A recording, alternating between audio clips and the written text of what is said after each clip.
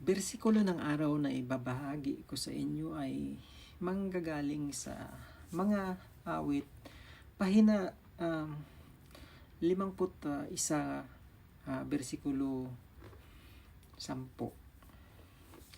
Nagsasabing, isang pusong tapat sa aking likhain, bigyan mo o Diyos ng bagong damdamin. Napakalalim na pag inintindi mo talaga na ang lalim ng ibig sabihin ng bersikulo na ito.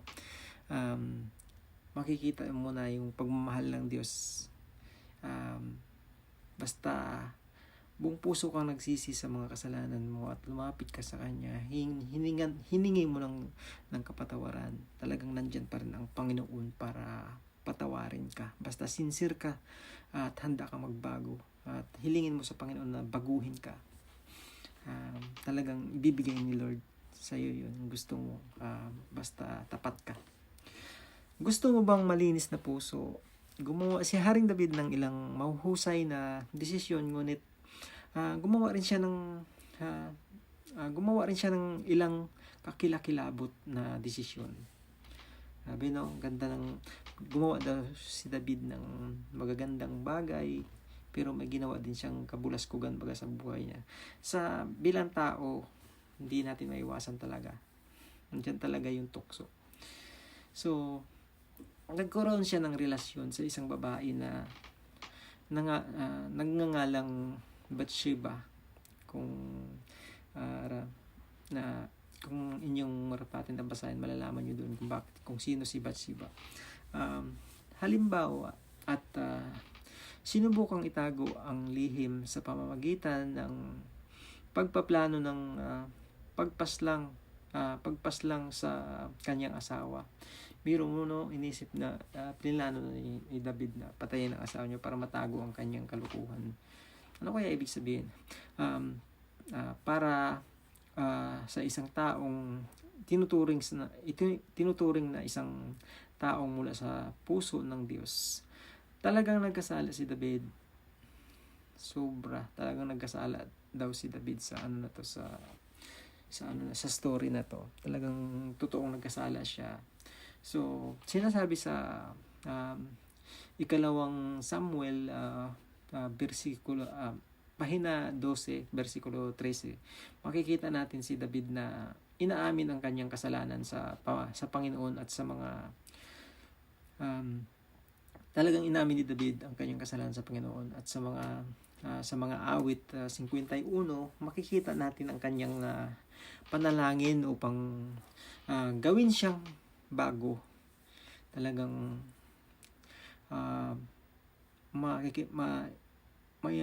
maintindihan natin doon na kung paano si David talaga sinuko niya yung sarili niya sa Panginoon at hiningi niya ng kapatawaran at hiniling niya sa Panginoon na baguhin siya. So, isang pusong tapat, yun ang sinasabi sa mga awit 51. Isang pusong tapat sa aking likhain, bigyan mo o Diyos ng bagong damdamin. Pagka talagang inisip mo gaano kalalim tong salita na to, doon mo ma-realize na bago mo ihingi ng tawad sa Panginoon ang lahat ng mga kasalanan na gawa mo, kailangan sincere ka na talaga, ready ka na sa sarili mo na hindi mo na siguro uulitin pero hindi pa rin maiwasan ngunit tumutubos ang Diyos. Yun yung ibig sabihin doon. Nagpapanumbalik ang Diyos. Kinailangan pa ring harapin ni David ang mga kahihinatnan ng kanyang mga desisyon. Ngunit sa paglalakbay na yun, na kinatagpo siya ng Diyos. Kung gusto mong gawin, sinabi ng Panginoon kay David na kung gusto mong gawin ang bago ng Diyos, ngunit naniniwala na ang iyong nakaraan ay naging masyadong magulo, maaari mong sundin ang landas na ipinakita sa atin ni David. pwede nating sundan yung yapak ni David actually. Kahit gaano siya kamakasalanan sa nangyari, pinatawad pa rin siya ng Panginoon. Magtapat, yun yung ginawa ni David. Magtapat, magsisi, at hilingin sa Diyos na gawin kang bago. Maaari mo ring gamitin ang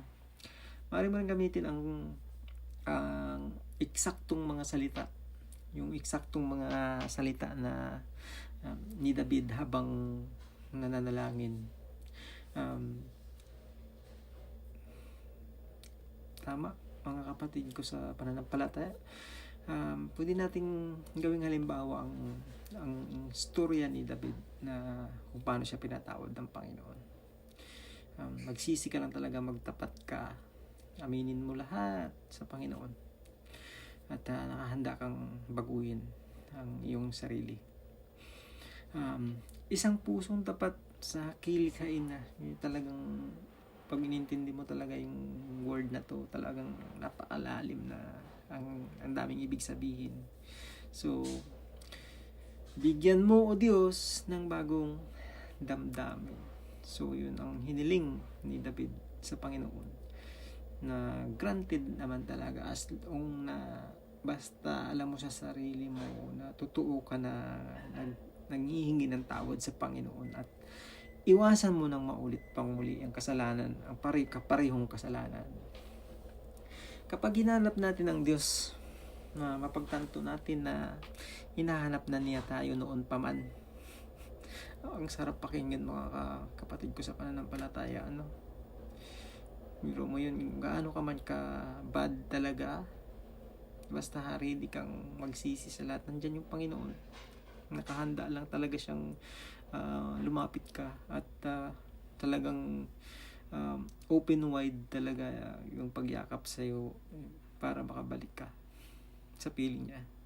Ang Diyos ay tapat, mahal ka niya, maaari niyang linisin ang iyong puso sa Kanya, maaari kang maging bagong nilalang. Sarap pakinggan. Kaya huwag na natin sayangin yung panahon, mga kapatid. Lumapit lang tayo sa Panginoon, hingi tayo ng kapatawaran sa lahat ng kasalanan natin. Nandyan lang talaga yung Panginoon. Manalangin tayo. Sabayan niyo ako, mga kapatid ko sa pananampalataya. O Diyos, patawarin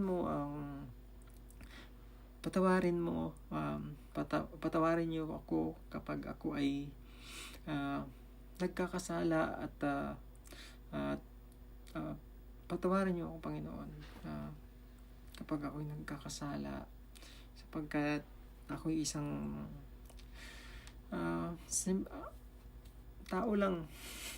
Tao lang din po. Masasabi natin na nagkakamali talaga yung isang tao, na natutukso talaga, hindi talaga maiwasan na matukso, Panginoon. Sorry po sa mga kasalanan, sana po mapatawad niyo pa po muli ang aming mga kasalanan, gaano man po kasama, pero nakahanda po kami, Panginoon, na pagsisihan ng lahat ng aming kasalanan, at kami po'y lumalapit sa inyo. Sana po mapatawad niyo po kami, at tanggapin muli sa iyong tabi, Panginoon. Maraming salamat po, mga kapatid ko sa pananampalataya.